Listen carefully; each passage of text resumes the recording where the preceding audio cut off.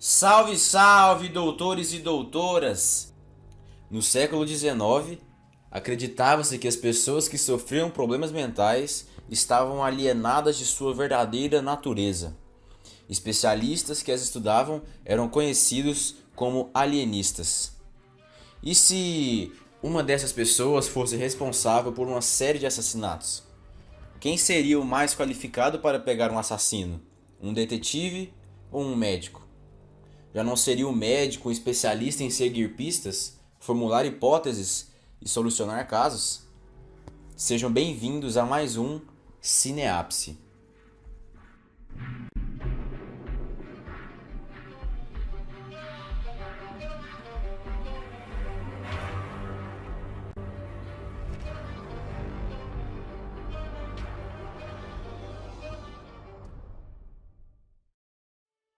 A série O Alienista é baseada na obra homônima do escritor estadunidense Caleb Carr. Foi produzida pelo canal TNT e veiculada pela Netflix no ano de 2018. É relativamente curta, com 10 episódios de 50 minutos de duração cada. O estilo de direção não muda entre os diretores. Uma direção centrada, que evita ousadias e que corrobora para o clima de tensão da história.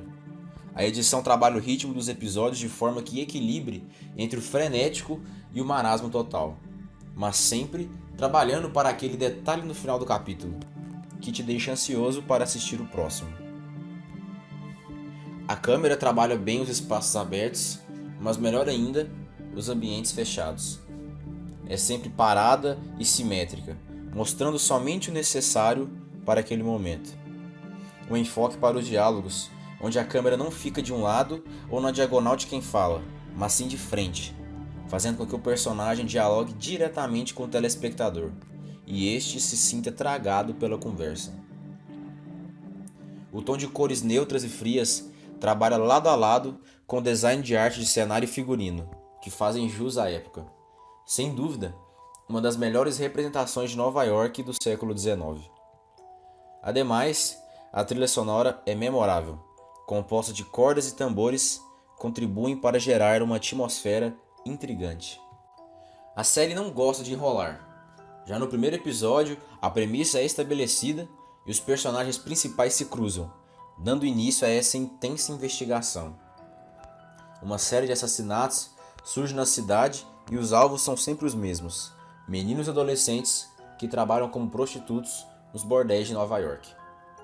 O detetive da polícia sabe da corrupção dentro do seu departamento e decide entregar a investigação nas mãos do médico da mente, Dr. Laszlo Krysler, que conta com o ilustrador John Moore e com a primeira secretária mulher da polícia, Sarah Howard. Aqui entra um elenco de nome e que dá um show de atuação. Daniel Brühl, Luke Evans e Dakota Fanning são os protagonistas e carregam personagens fortíssimos, com arcos próprios e uma interação de se aplaudir. O Alienista é uma série intrigante, inteligente e emocionante, que traz o espectador para dentro da equipe e o faz trabalhar seu raciocínio policial e, por que não, médico. O Dr. Laszlo Krysler se vê diante de uma situação nada agradável já no primeiro episódio da série. Um assassino que tem como alvo meninos adolescentes prostitutos. São crimes realizados de forma bárbara e fria, o que requer urgência para encontrar o assassino, pois não se sabe quando será o próximo assassinato e nem quem será a próxima vítima. Neste momento, a cabeça do médico já começa a raciocinar, interpretando o crime como um caso clínico a ser resolvido. O raciocínio clínico é o caminho que o médico percorre do problema clínico à confirmação da hipótese e solução do problema. O método mais usado na solução de um problema clínico é o método hipotético dedutivo, descrito por Popper no século passado. Hipóteses são deduzidas a partir do problema, e testes são feitos para ou corroborar com a hipótese ou refutá-la.